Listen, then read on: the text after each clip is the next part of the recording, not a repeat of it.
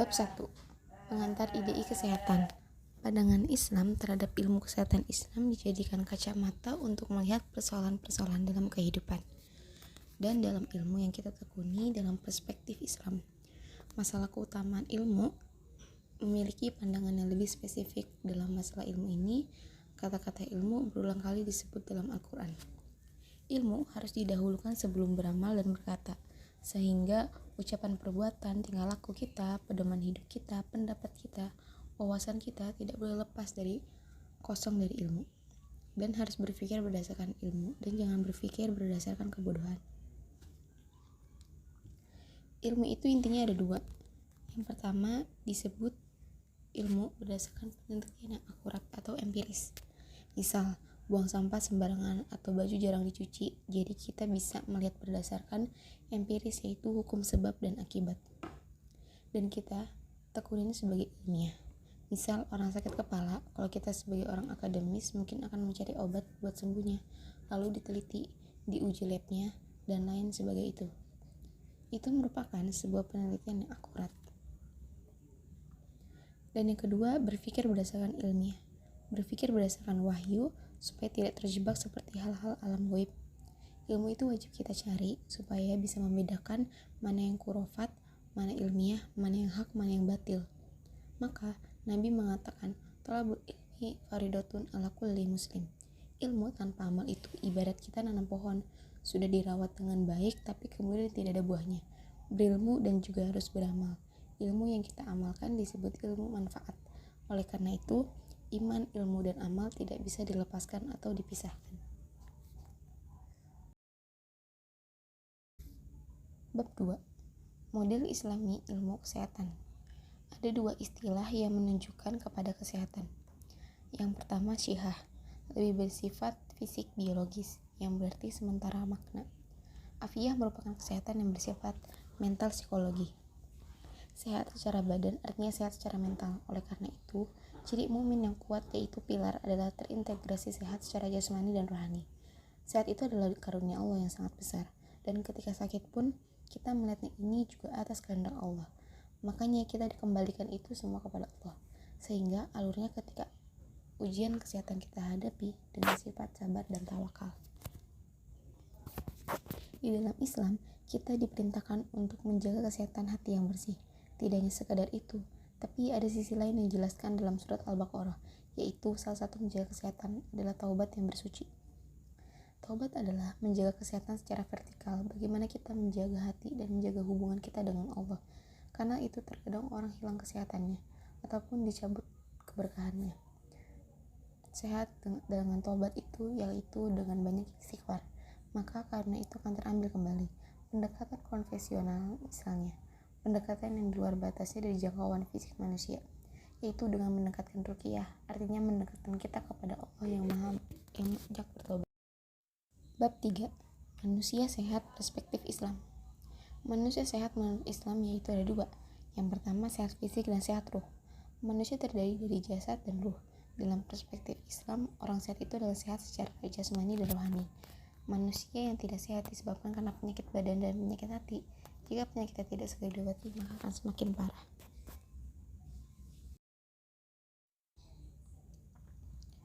Bab 4.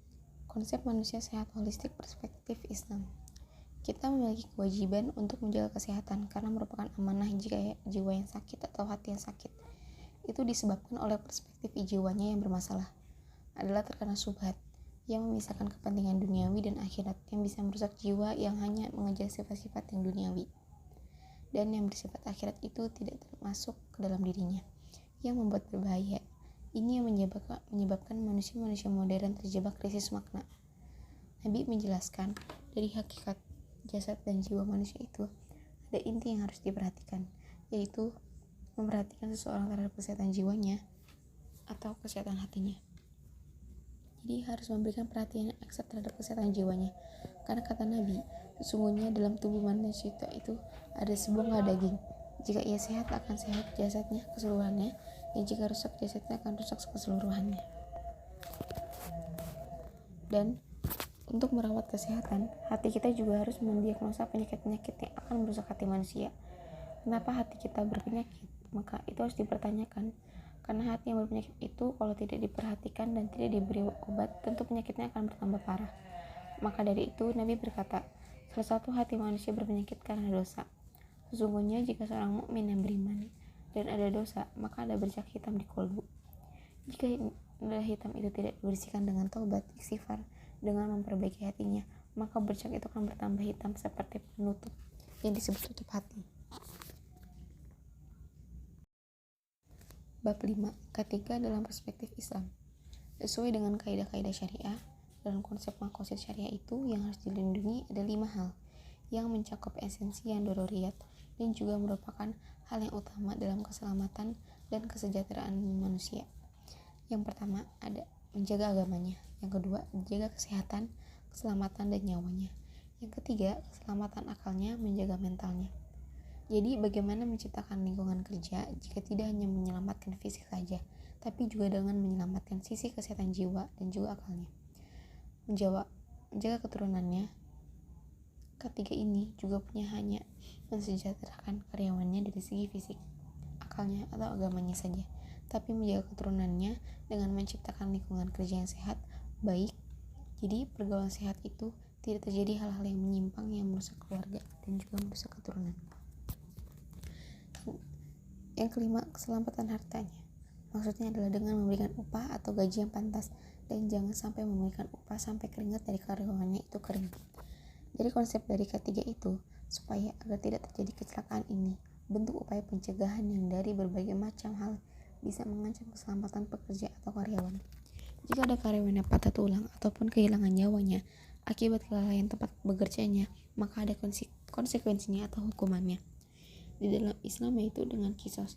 Dan jika perusahaan itu tidak menerapkan ketiga dan terjadi kelalaian atau musibah, maka karyawan itu bisa menuntut dalam perspektif Islam.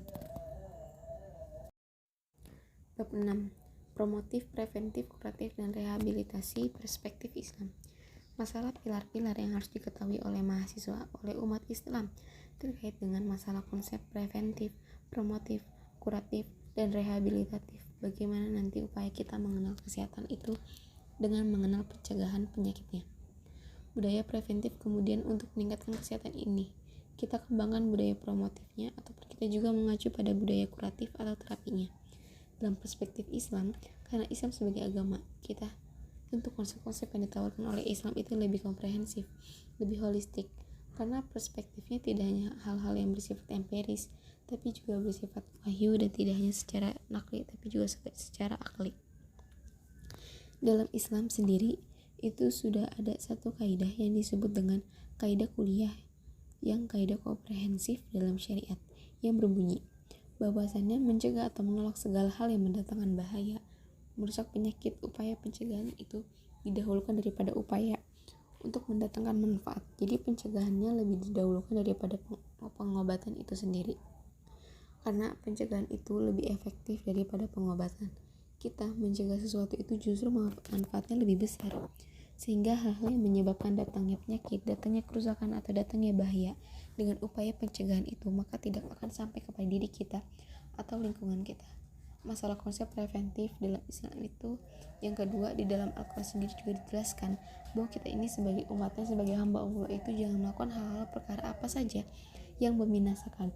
Jadi kita jangan sampai melakukan hal-hal untuk melakukan upaya yang bisa berbahaya. Di satu sisi kita harus melakukan upaya wasim dan berbuat baiklah, berbuat kebajikanlah. Innallaha yuhibbul muslimin, sesungguhnya Allah mencintai orang-orang yang berbuat ihsan. Kita tidak boleh menjatuhkan diri kita, membunuh diri kita, atau melakukan hal-hal yang membahayakan diri kita atau keluarga kita. Apa saja itu tidak dibolehkan untuk melakukan hal-hal yang berbahaya. Melakukan hal-hal yang berbahaya itu tidak diperbolehkan di dalam Islam. Makanya kenapa orang-orang dilarang merokok itu membahayakan diri kita. Bayangkan, kalau satu batang rokok itu dihisap, berapa juta penyakit yang masuk itu, membahayakan makannya. Diharamkan di dalam Islam itu karena membunuh dirinya sendiri. Nabi Shallallahu Alaihi Wasallam bersabda, Allah Subhanahu Wa Taala melalui lisan Nabi, yaitu memerintahkan tidak boleh melakukan sesuatu yang membahayakan diri dan juga tidak boleh melakukan perbuatan yang membahayakan orang lain. Contohnya rokok. Sederhana, rokok itu merusak kesehatan diri sendiri. Nah, ketika kita merokok, orang-orang melakukan perbuatan merokok di tempat umum, misalkan di fasilitas umum. Dia merokok di situ. Sementara banyak kerumunan manusia selain membaikkan diri, dia juga membaikkan orang lain karena asapnya. Upaya-upaya rehabilitasi yang itu nanti akan memulihkan kesehatan mental jiwa ataupun raga manusia. Jika itu 4 perkara yang ingin disampaikan, maka kesempatan ini jadi 4 pilar. Pentingnya dalam upaya menyadarkan masyarakat melalui bagaimana upaya preventif, melalui upaya promotif, tapi melalui upaya kuratif dan juga upaya rehabilitatif. Ketika 4 ini bersinergi, terpadu, insya Allah ini adalah sebagai ikhtiar kita untuk menyehatkan para masyarakat. Bab 7. Kesehatan nutrisi dalam Islam. Dalam perspektif Islam, nutrisi itu harus mengandung gizi, dan dari sisi hukumnya harus halal dan dengan cara mengkonsumsinya yang seimbang dan tidak berlebihan, dan juga tidak mubazir. Harus memiliki prinsip pertengahan, dan orang-orang tersebut disebut dengan hamba Allah yang disayangi. Segala sesuatu di dunia ini tidak berlebihan dan tidak juga terlalu kikir terhadap diri sendirinya dan bisa menyebabkan mudarat. Gizi seimbang itu penting, zatnya dipertimbangkan, jenisnya, kebutuhannya di dalam tubuhnya. Di dalam Islam, segala sesuatu bersifat holistik, antara satu dan lainnya saling berkaitan.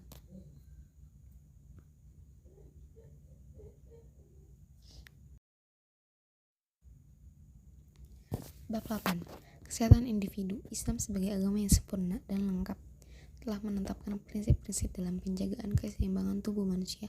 Di antara cara Islam menjaga kesehatan dengan menjaga kebersihan dan melaksanakan syariat wudu dan mandi secara rutin bagi setiap muslim. Sehat adalah kondisi fisik di mana semua fungsi berada dalam keadaan sehat. Menjadi sembuh sesudah sakit adalah anugerah terbaik dari Allah kepada manusia. Allah adalah tak mungkin untuk bertindak benar dan memberikan perhatian yang layak kepada ketaatan kepada Tuhan jika tubuh tidak sehat.